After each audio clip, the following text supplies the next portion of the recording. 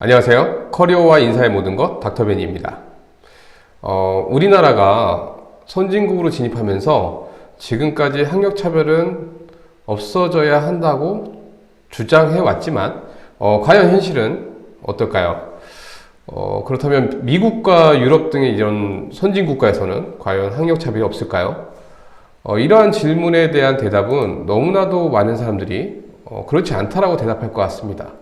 학력차별의 벽이 점점 낮아지고 있는 것은 사실인데, 아직까지도 대부분의 사회 구성원들은 학력차별에 대한 갈등을 느끼고 있을 것입니다.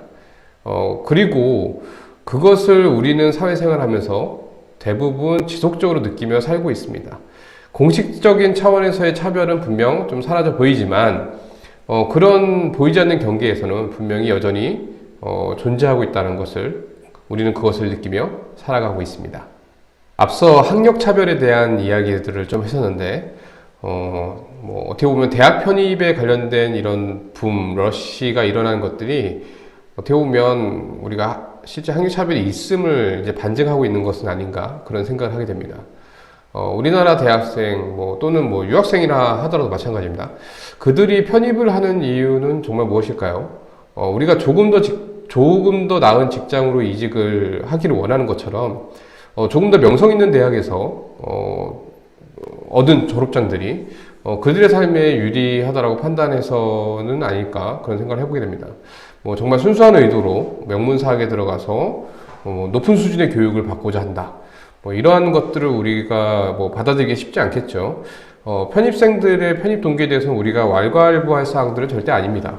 다만 우리 사회가 수용하고 있는 명문대학에 대한 그런 선호도, 그것이 정말 우리가 풀어야 할 숙제인 것이죠. 그렇다면 기업에서는 왜 명문대학 출신자들을 선호한 것일까요? 명문대학을 나오면 그만큼 실무에 필요한 그런 이론적 배경들을 잘 갖추고 있어서일까요? 제 경험에 의하면 석박사 과정이 아닌 이상은 학부에서의 실력은 직접적으로 개인의 학습 능력의 차이일 뿐이지 전체적인 질적인 차이를 가져온다고는 생각하지 않습니다. 저는 크게 두 가지 차원에서 명문대학에 대한 선호도가 생긴다라고 저는 생각을 하고 있습니다. 그 첫 번째는 대학의 풍부한 학습 경험과 명문대학 재학생들의 높은 수준의 이제 학습 능력이겠죠. 본래 대학에서 배운 학문을 실무에 바로 적용할 수 있는 것은 그리 많지 않습니다. 회사에서 다시 실무적인 내용을 바탕으로 재교육을 해야지만 사실은 업무를 볼 수 있기 때문이죠. 대학에서의 학습과 기업 실무에서의 괴리감은 지난 수십 년간 이런 차이를 극복하지 못했죠. 물론 이런 것들이 대학 교육의 딜레마이기도 합니다. 다만 명문대학일수록 실무 분야와 그런 유사한 지식과 경험에 이제 좀 도달할 확률이 조금 높은 편입니다. 그러니까 학습 레벨이 그렇지 못한 대학보다는 조금 높다라고 볼 수 있는 것이죠.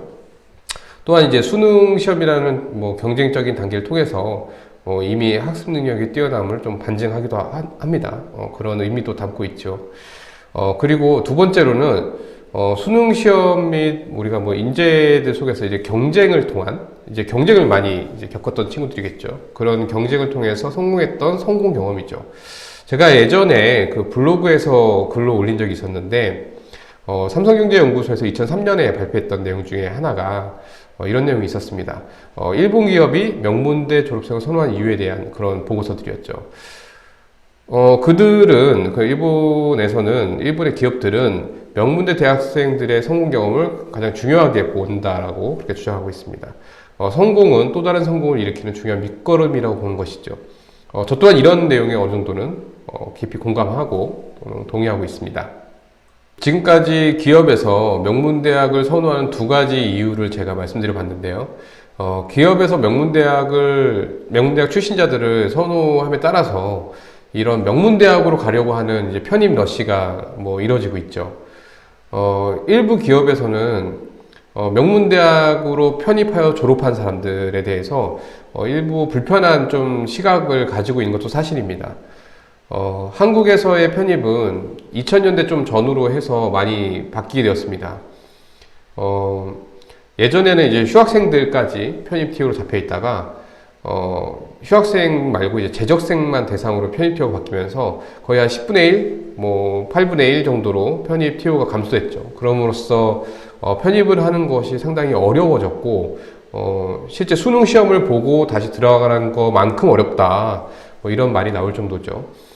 그럼에도 불구하고 여전히 지방대 학생이거나 아니면은 전문대학을 졸업한 학생들은 다양한 방법들을 통해서 편입을 이루고 있습니다. 이는 유학생들 상황도 크게 다르지 않습니다. 미국에 이제 유학을 간 친구들 같은 경우도 커뮤니티 칼리지라고 해서 우리가 뭐 일반적으로 우리는 전문대학이라고 부르긴 하는데 실질적으로는 우리나라 대학의 그 평생교육시설이라고 부르는 대학 부설 평생교육원급의 칼리지죠. 그런 칼리지에서 일단 학점을 취득한 학점과 에세이를 좀 작성을 해서 미국 명문대학으로 편입을 하는 그런 방법을 사용하기도 합니다. 따라서 고등학교를 졸업하고 SAT를 본 친구들보다 입학하는 절차가 조금 더 단순하고 좀 간단하죠. 그래서 그런 친구들보다 조금 더 용이하게 명문대학에 입성할 수 있는 그런 기회가 주어지는 것이죠. 물론 미국에서는 졸업이 뭐 입학보다는 어렵다라는 얘기도 있는데 그건 좀 옛날 과거의 얘기인 것 같습니다. 한정된 것 같고요. 지금 한국에서도 뭐 2010년 뭐 전후로 해서 대부분 졸업 인증제를 다 실시하고 있기 때문에 미국 대학에서 졸업하는 것만큼 한국에서도 뭐 졸업하는데 어느 정도 기본 요건은 갖춰야 되기 때문에 그런 부분에서 큰 편차를 보이는 것 같지는 않습니다. 네, 제가 지금까지 이 편입생에 관련된 이야기들을 했던 것이 뭐 편입생 여러분들에 대해서 뭐 비하 발언을 하는 것은 아닌가 이렇게 생각하실 수도 있겠지만 저는 이미 많은 상담들을 통해서 그런 경험들을 제가 간접적으로 느끼기도 했고 그리고 또 보아왔고 그리고 대학에서 제가 실질적으로 경험한 부분도 있기 때문에 이 논지에 대해서 반박하는 사람들은 그렇게 많지 않을 것 같습니다.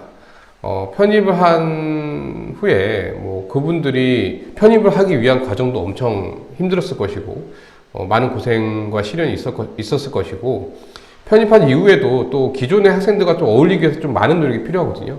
그래서 그런 노력들이 좀 많이 들어감에도 불구하고 또 공부도 또 열심히 또 따라잡고 이래야 되니까 그런 부분에서는 제가 박수를 보내지 않을 수가 없습니다.